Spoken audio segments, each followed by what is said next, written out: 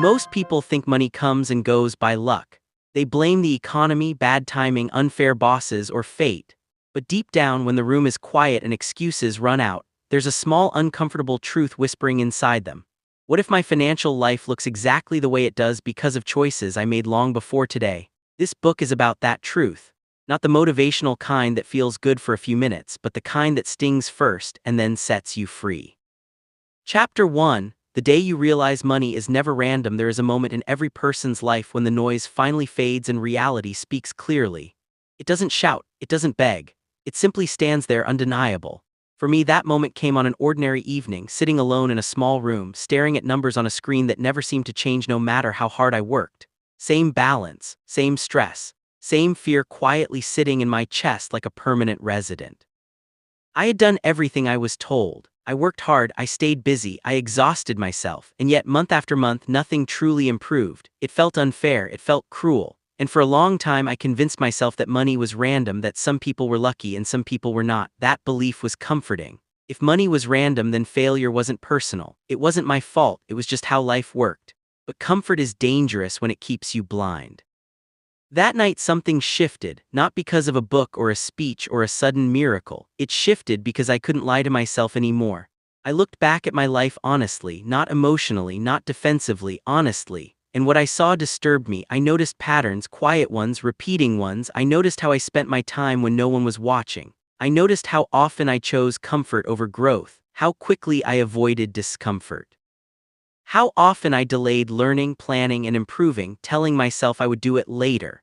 Later never came. I realized something unsettling. My financial situation wasn't random. It was familiar, predictable, almost scripted. And the script had been written by me. This is the first truth most people never accept. Money follows patterns, and patterns are built by behavior, not one big decision but thousands of small ones, invisible ones, forgettable ones.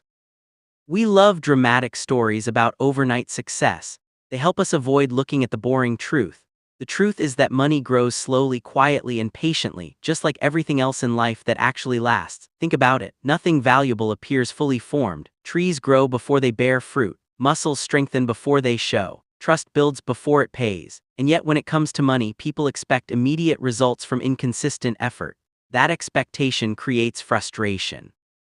Frustration creates quitting. Quitting creates stagnation. And stagnation creates the illusion that life is unfair. But life isn't unfair, it's consistent. The hidden law that controls money is the same law that controls everything else. What you plant eventually grows. What you ignore eventually weakens. What you repeat becomes permanent. Most people don't fail financially because they make one terrible decision. They fail because they make small, careless ones daily and never correct them. They spend without awareness. They learn without application, they dream without discipline, and then they wonder why nothing changes. I used to believe that wanting more was enough. It is. Desire without structure leads nowhere. Hope without action dies quietly. When I finally accepted that my financial life was the result of my own long-term behavior, something strange happened. I felt exposed but also empowered.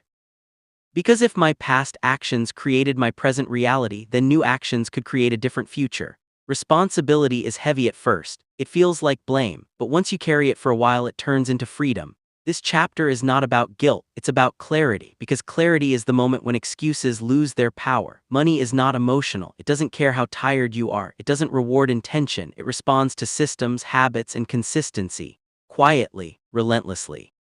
The day you realize money is never random is the day you stop waiting for luck and start paying attention to your seeds.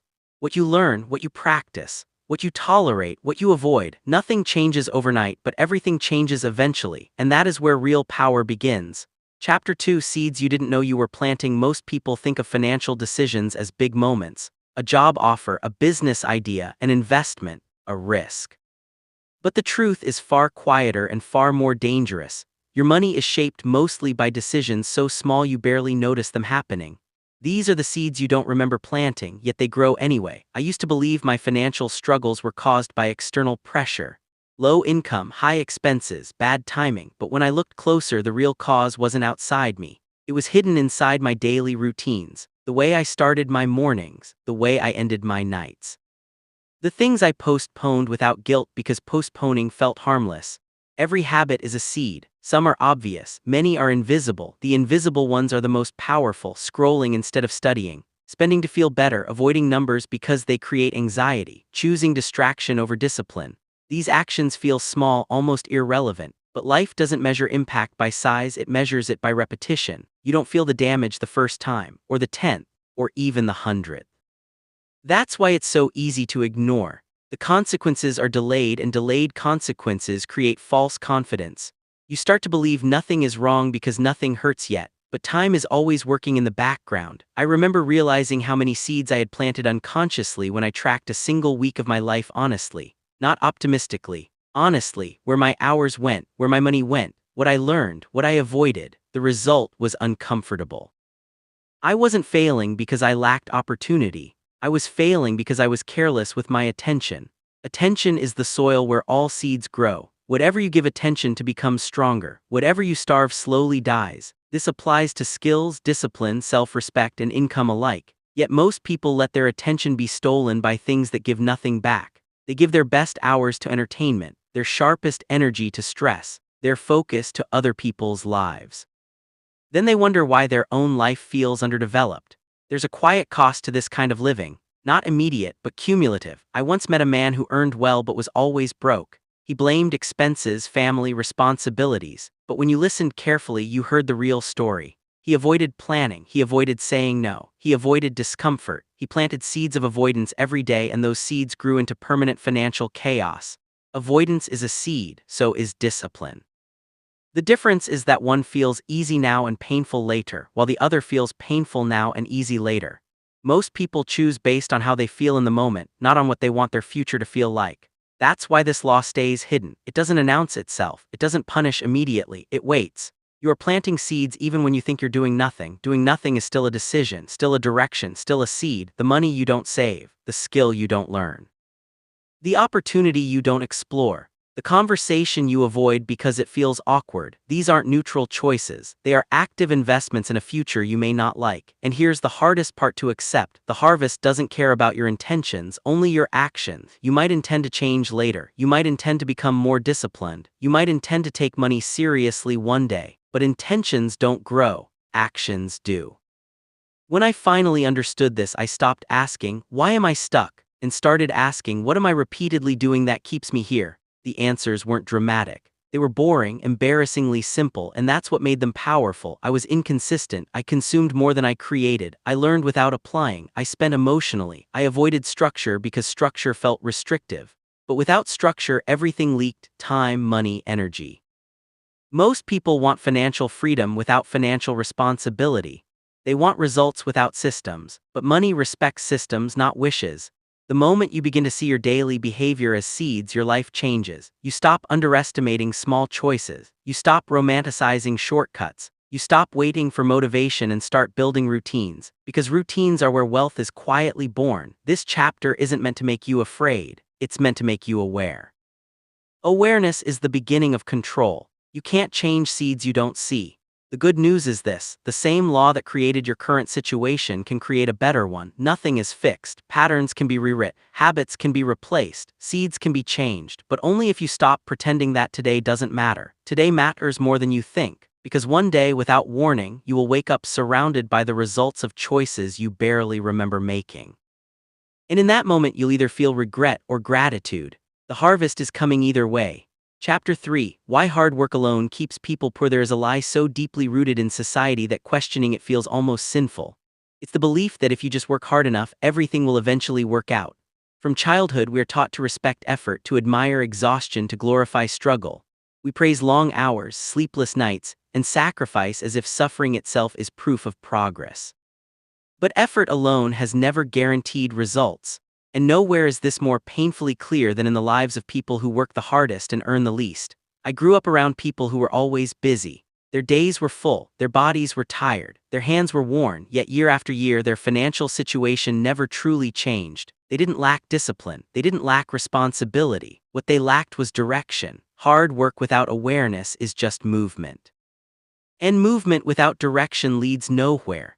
This is difficult to accept because it challenges a comforting moral idea that effort is always rewarded. It is, Effort is only rewarded when it is applied to the right things in the right way consistently over time. Otherwise, it becomes a trap. I once met a man who worked 14 hours a day, no breaks, no weekends, no rest. He wore his exhaustion like a badge of honor.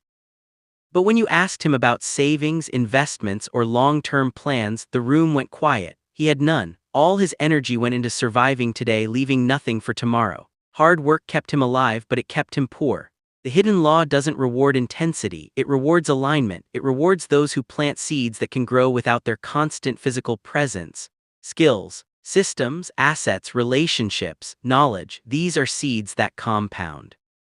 Most people are taught to trade time for money and never taught to build value beyond their time.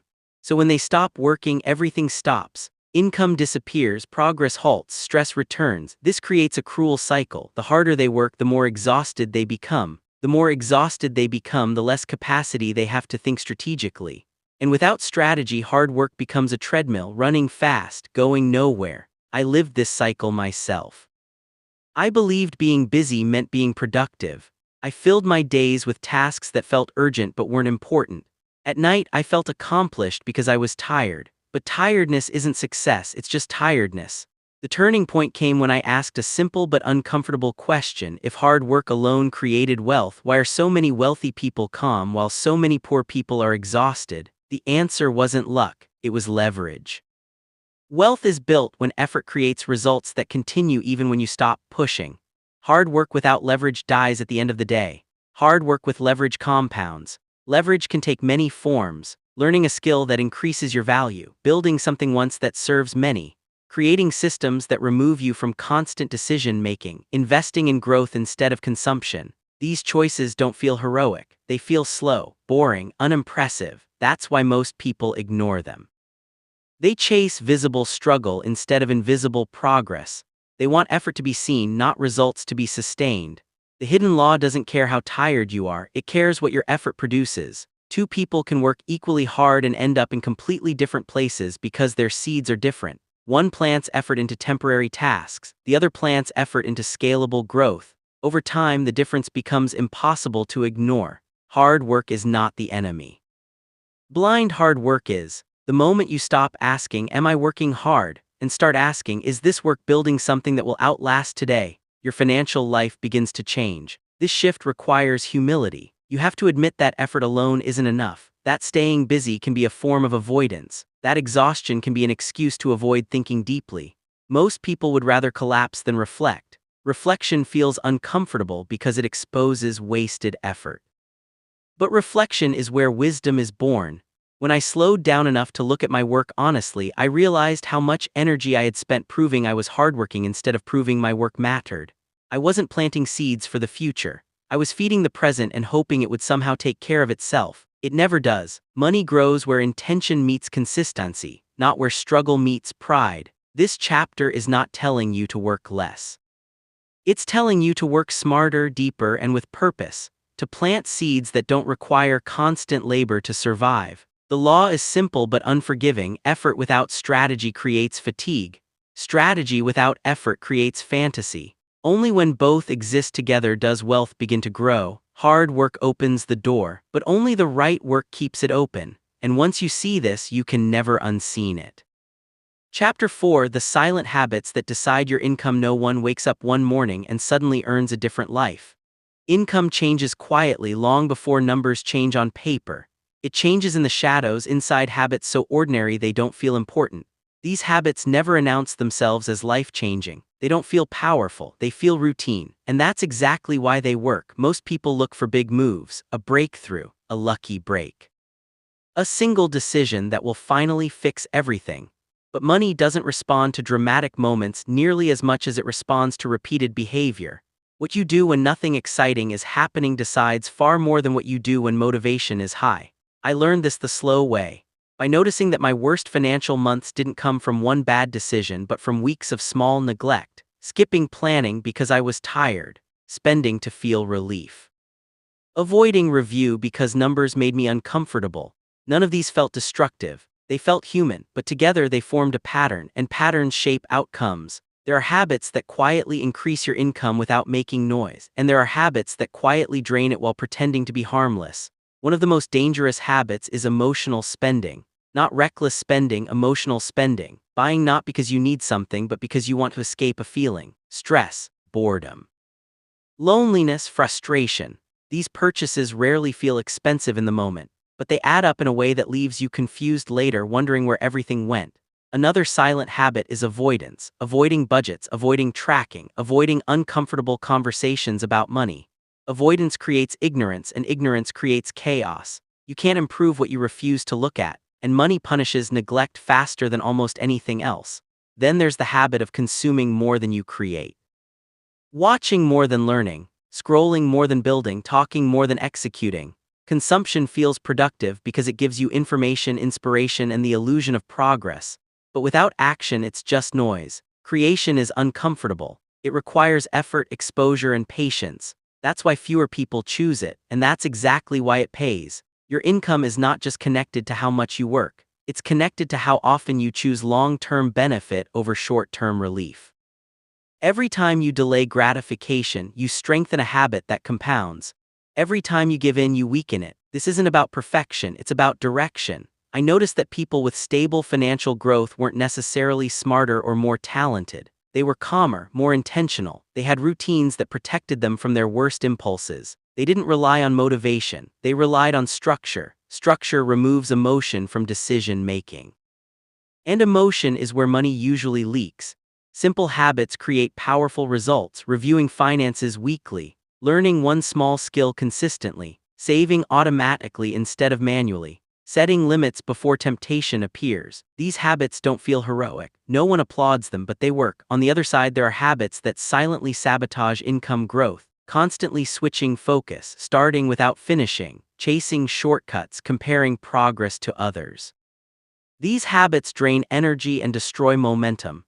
Comparison is especially dangerous. It creates impatience, and impatience leads to abandoning good seeds before they have time to grow. You start questioning your path because someone else seems ahead, forgetting that you can't see what they planted years ago. Money rewards patience more than speed. Another habit that decides income is how you respond to discomfort. Do you lean into it or escape it? Learning new skills is uncomfortable. Asking for better pay is uncomfortable. Saying no is uncomfortable. Planning is uncomfortable, but discomfort is the price of growth. Comfort is the price of stagnation. Every financially stable person you admire has learned to tolerate short-term discomfort for long-term peace. They train themselves to sit with unease instead of running from it. That ability alone creates separation. One of the most important habits I developed was tracking, not obsessively, honestly. Knowing exactly what came in and what went out removed mystery. And once mystery was gone, fear reduced. Clarity replaced anxiety. Control replaced hope. Hope is not a strategy. The habits that decide your income don't change overnight. They shift gradually, one small decision at a time, one boundary at a time, one repeated choice at a time. You don't need to overhaul your life. You need to notice what you repeat. Ask yourself simple questions. What do I do daily that moves me forward?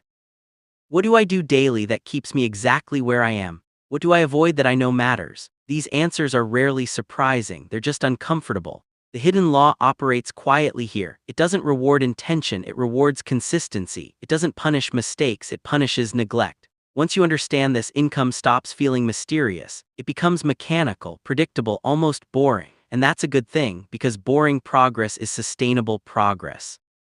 The moment you take your habits seriously, money starts taking you seriously too.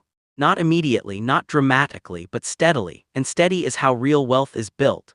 Chapter 5: Time is watching everything you do. Time is the quiet witness to every decision you make. It doesn't judge, it doesn't interfere, it simply records. And one day, without warning, it presents you with the result of everything you've been doing in silence. Most people misunderstand time. They treat it like something they have plenty of, something they can always borrow from tomorrow.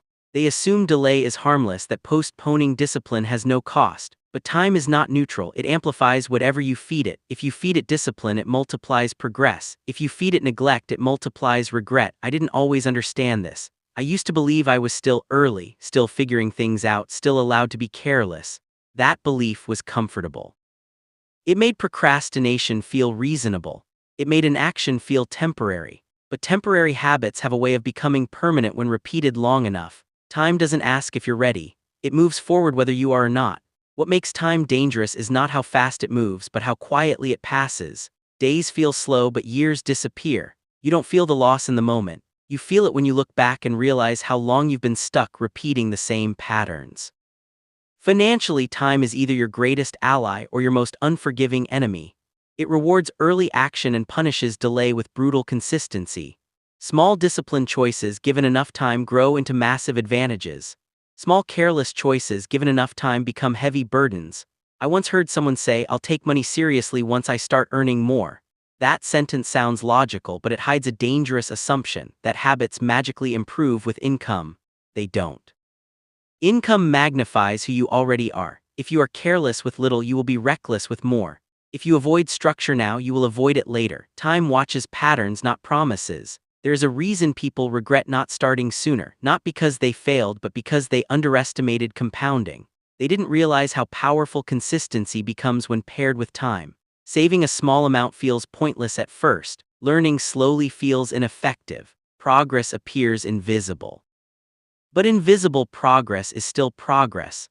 Time turns boring effort into extraordinary results, but only if you stay long enough.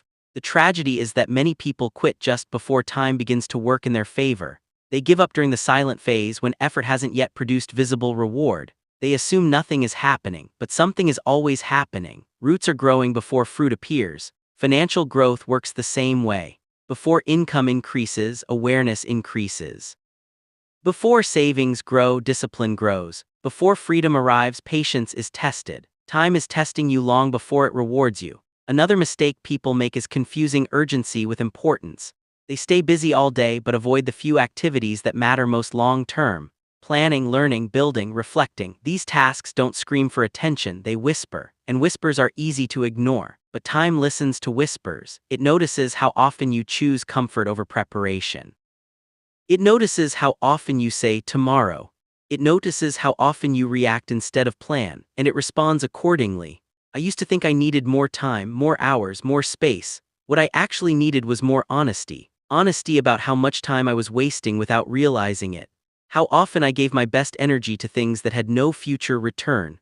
Once I became aware of this, I stopped asking for more time and started protecting the time I already had.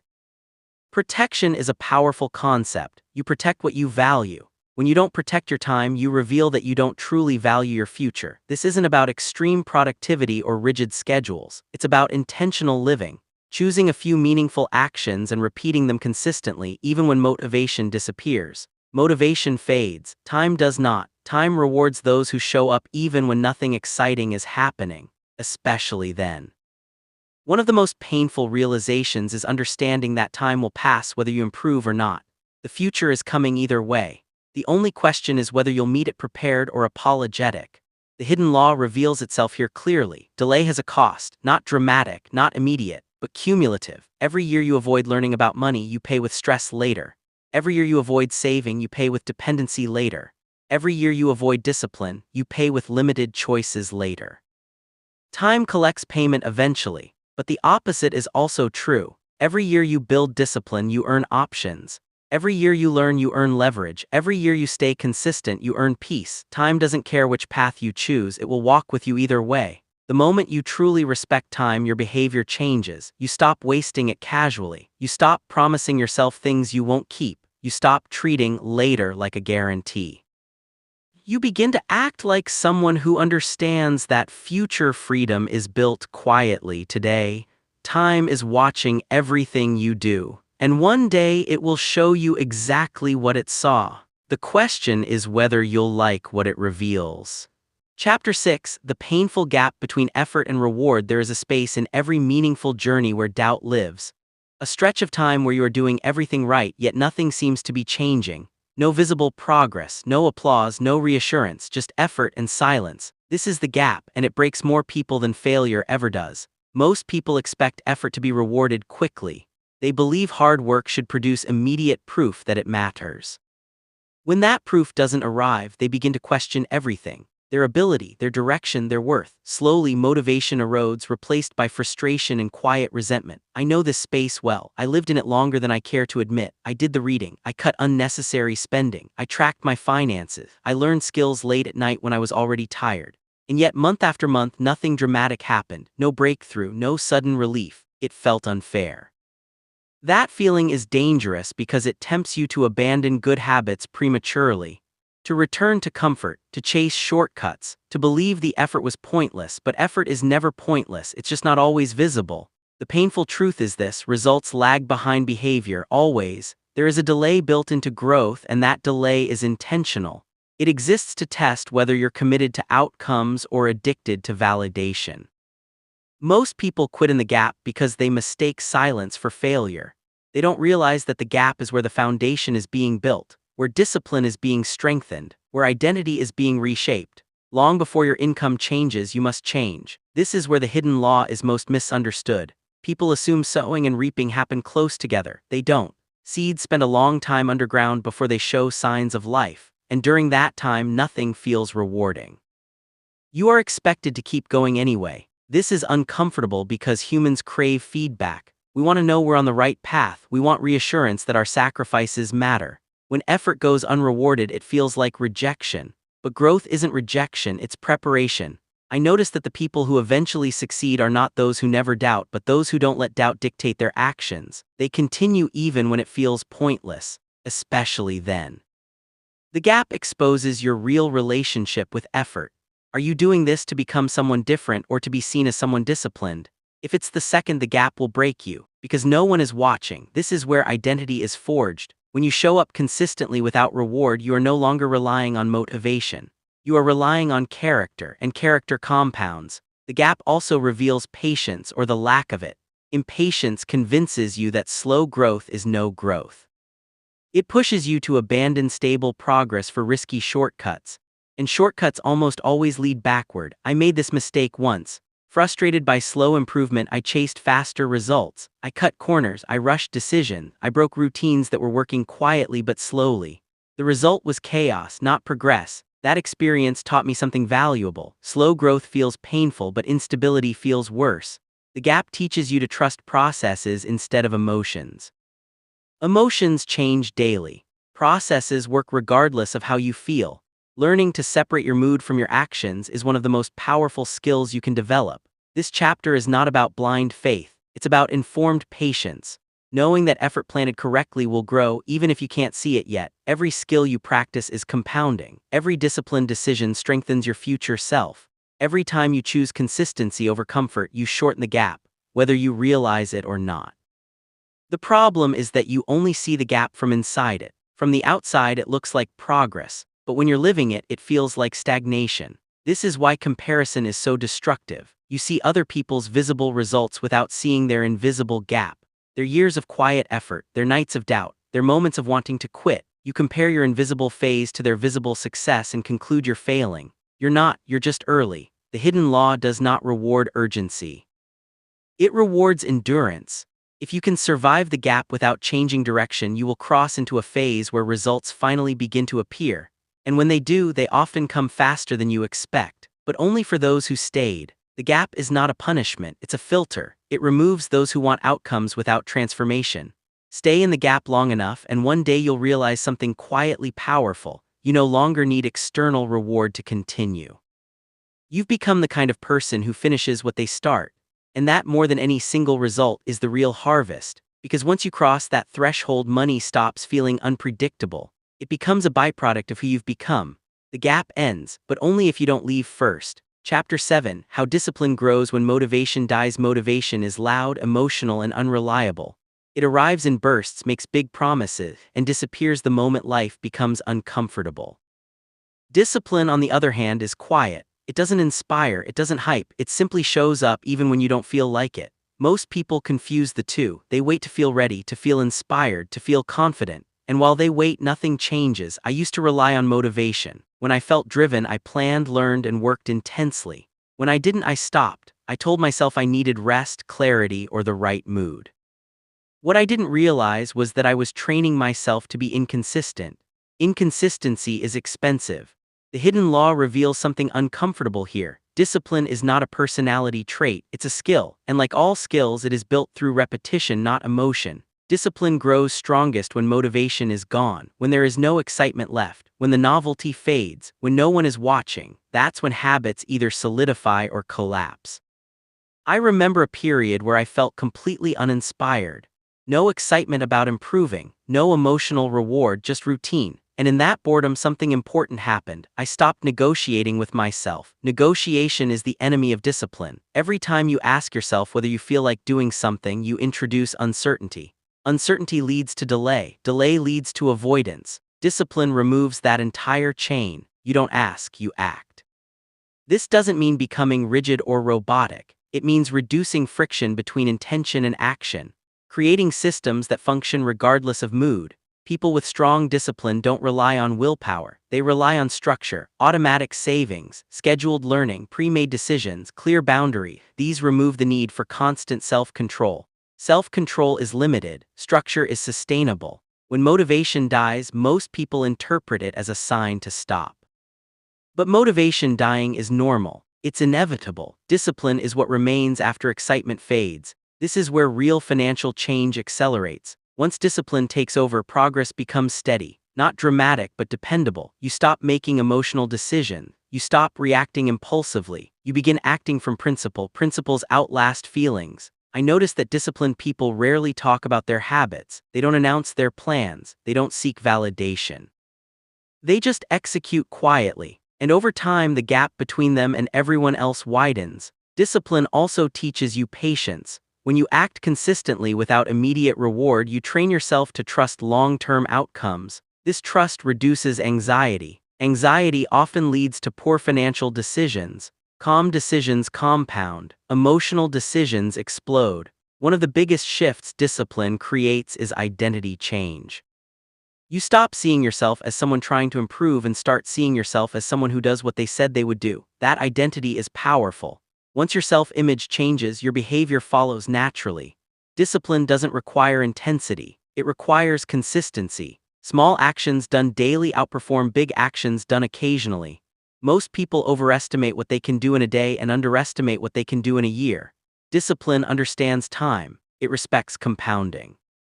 It plays the long game. I learned that discipline is not about forcing yourself. It's about designing your environment to support your goals, removing temptation, simplifying choices, making good decisions easier and bad decisions harder. This reduces reliance on willpower and increases reliability. When motivation dies, excuses surface. You start hearing internal arguments. Just today, you deserve a break. It won't matter. Discipline doesn't argue, it moves. The most freeing part of discipline is that it removes guilt. When you know you will show up regardless of mood, you stop beating yourself up for not feeling motivated. You accept feelings without obeying them. This emotional separation is crucial for financial stability.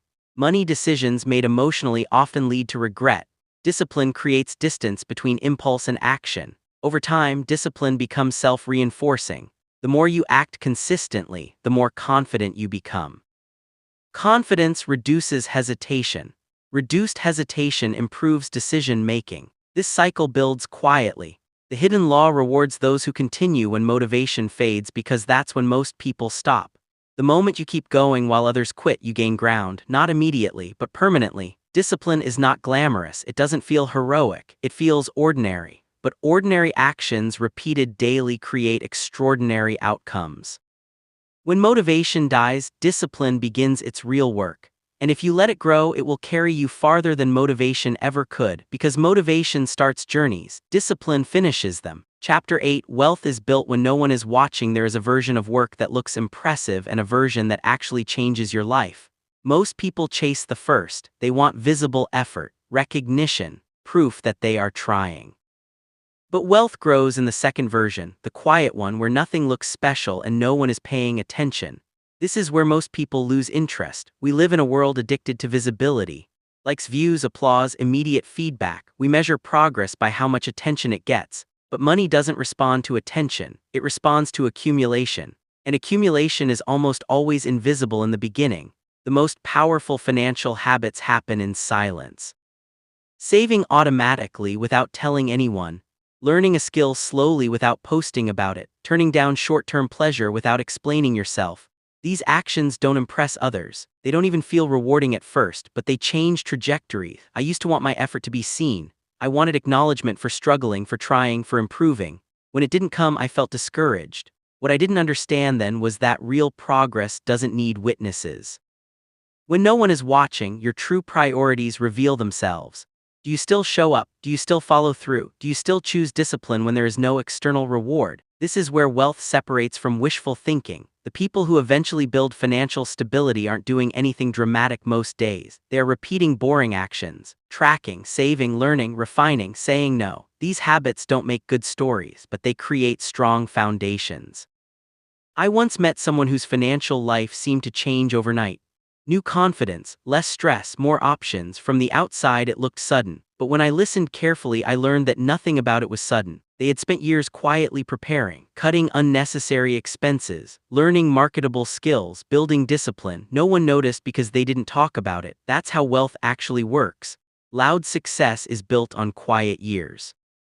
One of the hardest parts of this phase is resisting comparison. When no one sees your progress, it's easy to feel behind. You see others celebrating visible wins while you're still working in silence. Doubt creeps in. You wonder if you're wasting time. You're not. The hidden law rewards what you repeat, not what you announce. Silence protects focus. When you stop seeking validation, you stop being distracted by opinions. You stop adjusting your behavior to impress others. You start making decisions based on long-term benefit rather than short-term approval. Approval is expensive. It often costs you progress. There is also a deep emotional shift that happens when you work in silence. You stop relying on motivation from outside. You begin trusting yourself. That trust creates calm. Calm leads to better decision. Better decisions compound. Most people underestimate how much noise affects their financial life. Constant opinions, advice, comparison. Expectations. This noise creates confusion and impatience. Silence removes that pressure. When no one is watching, you can move at your own pace. You can build without rushing. You can make mistakes privately and learn without shame. This is essential because growth is messy. Learning is uncomfortable. Early progress is awkward. Silence gives you space to be imperfect without quitting. Another truth most people ignore is that wealth is built through consistency, not intensity. Intensity attracts attention. Consistency attracts results. Showing up once doesn't matter. Showing up daily does. When you work in silence, you stop chasing emotional highs. You stop needing progress to feel exciting. You accept that real change feels ordinary most of the time, and that acceptance keeps you going. I noticed that the more I focused on my routines instead of my results, the more stable my progress became. Results fluctuated, routines didn't. Over time, results followed. This chapter is not telling you to isolate yourself completely or hide your life. It's telling you to protect the process. Not everyone deserves access to your goals. Not every opinion deserves space in your mind. Some things grow better in private. Money especially requires privacy. When you broadcast your plans too early, you invite pressure. Pressure creates rushed decisions. Rushed decisions are expensive. Working quietly also builds resilience. When progress isn't tied to praise, setbacks don't feel as personal. You don't collapse when results slow down. You keep going because your identity is rooted in action, not applause. The hidden law is strongest here. The biggest rewards come from the least visible effort. No one claps for someone who saves consistently. No one celebrates someone who learns patiently. No one notices someone who plans quietly. But those are the people who wake up one day with options. Options are the real currency of wealth. The ability to say no, the ability to choose, the ability to walk away from stress. These freedoms are built long before they are used, and they are built in silence. If you can learn to work without witnesses, you gain an unfair advantage. While others perform, you prepare. While others announce, you accumulate. While others chase attention, you build stability. One day, people will notice the result and assume it was luck. You'll know the truth: it was never luck. It was repetition, it was patience, it was silence, and that quiet work will speak louder than anything you could have said. Chapter 9. The moment the harvest finally comes, there is a peculiar kind of silence that precedes reward. A quiet, almost imperceptible shift in your life where the groundwork you laid long ago begins to reveal itself. Most people don't notice it at first. It feels subtle: an increase in confidence, a sense of control, a small, unexpected opportunity. But it is the beginning of the harvest. For years I worked in ways that seemed invisible, saving tiny amounts, learning skills late at night, saying no to impulses, doing work that no one praised. At the time it felt exhausting, unrewarding, almost pointless. The gap between effort and results felt infinite, yet slowly the seeds began to sprout. The first sign is rarely money, it is clarity. The clarity that comes from knowing your choices are intentional, from understanding cause and effect, from trusting the process. And when clarity settles, it changes how you act. Decisions become easier, focus becomes sharper, energy becomes aligned with purpose, and the path forward becomes undeniable. I remember the first financial breakthrough I truly recognized. It wasn't huge, it wasn't life-altering overnight, but it was proof that the law I had been trusting all those silent years was real. A side project I had nurtured quietly began generating consistent income. Skills I had practiced without recognition suddenly became valuable. Opportunities I had patiently waited for finally arrived. The harvest never feels sudden because it was never sudden. It feels sudden only if you weren't paying attention. In reality, it is the logical outcome of thousands of small, persistent decisions.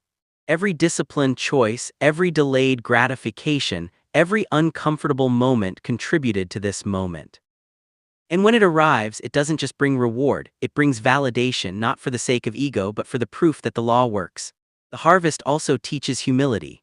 It reminds you that results are not random, but they are also not entirely yours. The environment, timing, and people around you play a role. What you control is the seed, the action, the habit, the discipline. What you cannot control is how the world responds. But if you do your part consistently, the world will respond eventually. Another lesson of the harvest is patience. It rewards those who endure, who persist quietly, who continue even when no one is watching. The people who quit in the gap never experience the fullness of the reward. They miss the moment when all the invisible work compounds into visible results. And yet, for those who stay, the harvest is often greater than imagined. It arrives not only in wealth but in confidence, freedom, and the ability to choose. I have seen people mistake early signs of the harvest for luck. They attribute it to chance, timing, or circumstance. But luck is just the appearance of a reward to someone unaware of the seeds planted. Every breakthrough I've had is the logical outcome of action compounded over time, disciplined choices accumulated patiently. The harvest also has a curious effect on identity. After years of quiet work, you begin to see yourself differently. You are no longer someone hoping for change.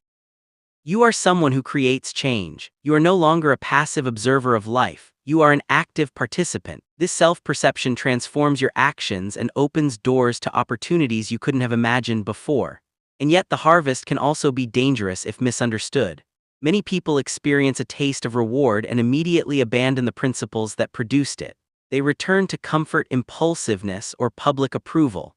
The law does not forget. Temporary harvests can be lost if the seeds are no longer planted. Sustainable reward requires ongoing cultivation. The moment you reap, you must also prepare for the next cycle. Financial security, growth, and freedom are continuous processes, not final destinations. Emotionally, the harvest is intoxicating. It brings relief, validation, and a sense of justice. But it is also sobering. It forces you to reflect on the years of work, the nights of doubt, the moments you nearly quit. You realize how fragile progress can be and how valuable patience is. This awareness is vital because it prevents complacency. Harvest is not a signal to relax fully. It is proof that principles work and must continue to be applied. The seeds that brought reward must be replanted for the next season. And the discipline that carried you through the gap must remain because life will always present new challenges. For me, the most powerful aspect of the harvest was internal. It wasn't the money or recognition. It was the proof that I could trust myself, trust the process, and endure uncertainty. It was the transformation from someone dependent on external validation to someone confident in their own consistent actions. That shift, more than any financial gain, changed everything.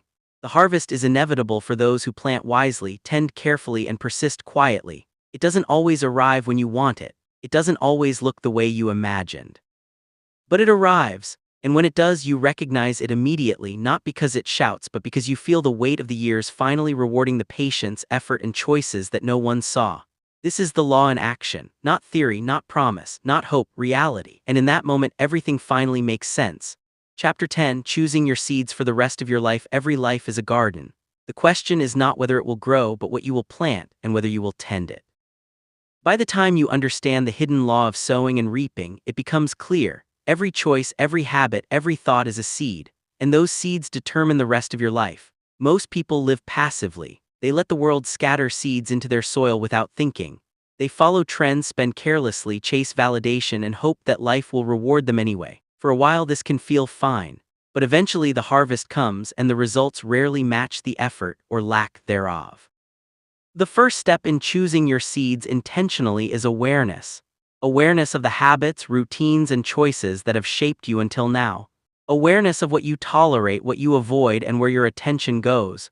Awareness is painful because it strips excuses bare. It forces you to see that your current life is a reflection of choices, not circumstances. But without this honesty, nothing changes. Next comes decision. Once you see the seeds that have grown into struggle, you must consciously decide to plant differently. This requires courage because planting new seeds often means abandoning comfort. Comfort is seductive because it offers instant relief while growth requires patience and persistence. You must be willing to experience discomfort now to enjoy freedom later. I learned this in my own life when I realized the cost of neglecting small choices. Years of casual spending, delayed learning, and avoidance of difficult conversations with myself had accumulated into financial stress and emotional tension. Changing this required deliberate action. I had to identify which seeds mattered, saving, learning, disciplined effort, and commit to them consistently. Choosing seeds also requires prioritization. Not all seeds grow well together. Some habits conflict, some consume resources better used elsewhere. You must decide what truly matters for the life you want. Not what looks impressive to others, not what feels easy in the moment, but what genuinely builds value over time. Every action you repeat becomes a statement about your priorities. Choose poorly and the harvest will disappoint. Choose wisely and the harvest can exceed your imagination. Another crucial element is patience. Seeds take time to grow. Some sprout quickly, some take years, but all seeds, given proper care, produce a harvest. Understanding this shifts your perspective from seeking immediate gratification to embracing steady, purposeful growth. You stop judging yourself by short-term results and start measuring by long-term alignment. Consistency is the soil that supports your seeds. Without it, even the best choices wither. Daily decisions, repeated quietly, create momentum that compounds over months and years. Most people underestimate the power of small, consistent actions, thinking they are insignificant. They are not. They are the foundation of every success story you admire. Discipline is the water that nourishes these seeds. Motivation is fleeting. Inspiration comes and goes. Discipline keeps planting even when the heart wavers. Discipline builds trust in yourself, confidence in the process, and resilience against setbacks. It transforms effort into inevitable progress. The final element is awareness of influence. Seeds are affected by environment, associations, and information. Surround yourself with distraction, negativity, and poor examples, and your seeds struggle to grow. Surround yourself with clarity, discipline, and people who reflect the life you want, and your seeds thrive. Cultivate not only action but context. As you choose your seeds intentionally, remember that nothing happens by accident. Every habit, every thought, every choice contributes to your harvest. There is no shortcut, no luck that can override consistent planting. Life's law is impartial. It rewards patience, effort, and alignment, and it punishes neglect, inconsistency, and avoidance. Choosing seeds also means letting go of what doesn't serve your future. Some seeds must be pulled from the soil before they choke the ones you want to grow. Bad spending habits, toxic relationships, comfort-driven avoidance. Holding onto these makes space for nothing else. Courage is required not only to plant new seeds but to clear old ones. The harvest will come eventually. The question is whether it reflects carelessness or intention. The years you spend now, the habits you repeat, the choices you make quietly all accumulate into a life of stress, limitation, or freedom, abundance, and opportunity. When I finally embraced the responsibility of choosing seeds for myself, I felt a strange mix of fear and liberation. Fear because the weight of choices became clear. Liberation because I realized that my future was in my hands. That every day I could plant seeds that would serve me, not the world's fleeting demands or my past laziness. Your life is not a result of luck, it is the sum of the seeds you have chosen to plant, and the good news is it is never too late to start planting differently. Every day is a new chance to choose wisely. Every habit repeated with purpose strengthens your future. Every small, intentional action compounds into freedom. The hidden law will reward you if you respect it. It will reward patience, discipline, and consistency. It will reward courage to start over, to choose differently, to plant seeds you believe in even when no one is watching. And one day, years from now, you will wake up to a harvest that feels effortless only because the work was done quietly, persistently, and with intention. Your life, your freedom, your financial future, all of it is waiting in the seeds you choose today. Plant wisely, nurture consistently, and trust that the law is patient but unyielding, because the harvest always comes.